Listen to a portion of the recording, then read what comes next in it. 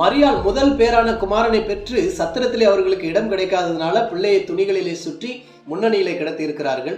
தேவதூதன் மூலியமாக மேய்ப்பர்களுக்கு தெரிவிக்கப்படுகிறது, 3 சாஸ்திரிகள் அவரை பார்க்கும்படியாக வருகிறார்கள். ஆச்சரியம் என்னவென்றால், அவர்கள் இயேசுவை பார்க்க எடுத்துக்கொள்ளப்பட்ட காலகட்டம் 2 ஆண்டுகள். மத்தேயு புஸ்தகம் 2வது அதிகாரம் 16வது வசனத்தை வாசிக்கும் பொழுது, ஏரோதின் நாட்களிலே 2 வயதுக்குட்பட்ட எல்லா குழந்தைகளையும் கொல்லும்படியாய் சட்டம் பிறப்பிக்கிறார். தேவ பிள்ளைகளே, இயேசுவை அவர்கள் வந்து பணிந்து கொண்டார்கள் என்று எழுதியிருக்கிறது தமிழ் வேதாகமத்தில்.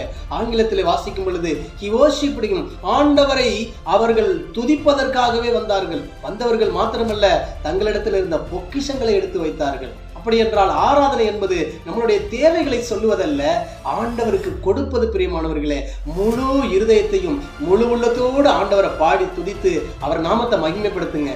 இந்த நாளில் தானே நீங்க மனசுல நினைக்கிற எல்லா காரியத்தையும் கர்த்தர் வாய்க்கும்படியாக செய்வார்.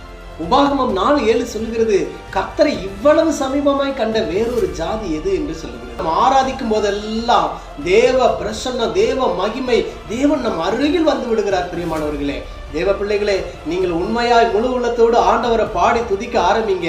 பரலோகத்துடைய போர்ட்டலை உங்களால் ஓபன் பண்ண முடியும். பரலோகத்துடைய கதவுகளை, ஜன்னல்களை திறக்க முடியும். பரலோகம் ஒரு சூப்பர் மார்க்கெட் போல. அந்த சூப்பர் மார்க்கெட்ல நம்ம ஊர்ல உள்ள டெபிட் கார்டோ கிரெடிட் கார்டோ செல்லுபடியாகாது.